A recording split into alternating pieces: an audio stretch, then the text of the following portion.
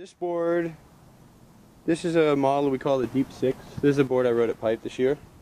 It's 5'11", and it's basically I was just trying to make a short board ride like a longer board. So I flattened the rocker, and I took the tail template basically from about here back is like a 6, I don't know, somewhere between a 6'8" and a 7'0", 6'10", something like that. So it's a pretty narrow tail.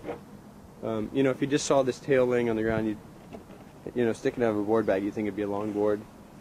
And then we just basically chopped the nose off, and then the rocker is flattened. It's a much straighter rocker overall. But basically, I just wanted to make a small board that felt real stiff, and you know, had less area, so I could just, you know, move the thing around where I wanted to. The other thing was we tried to hide some volume in the center. It's kind of a rounded, little bit of a rounded deck. It's probably about the thickness of my 610. So it's just putting certain design elements all together in a different way. You know, the flatter rocker. We've tended to go, on our shorter boards, go obviously more rocker over the years, so the boards are more maneuverable.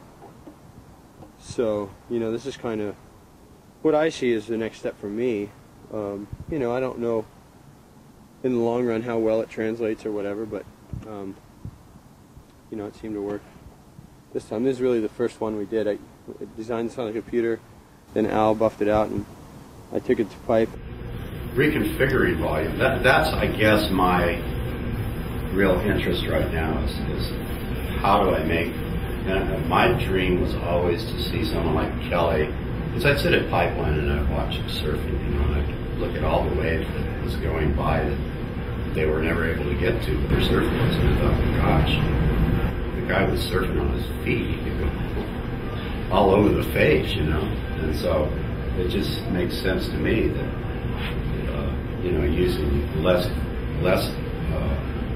less volume, but reconfiguring the volume so that you can still get into the wave, but it's short enough that it's not restricting you to go different places on the wave. And I'm sure that's the next phase of surfing. And then that day, I actually wasn't really planning on riding this in the morning. I forget which board I was going to ride, but I didn't put the fins on that I would have normally ridden on this board, but they ended up working all right, so I guess it worked out. I put a longer, more raked fin on this board than I would normally ride in hollow waves. This is my K2.1. You can see it's got a, you know, pretty full tip on it. It's a real upright fin. It's not real raked back. Really designed to do sharp, short radius turns. So, you know, that's really the idea behind it. Even looking back now, I won Pipe, but I wished I had these fins in. I didn't have enough sets of them with me. So I always, in my thruster, I always use this back fin. I never change that back fin.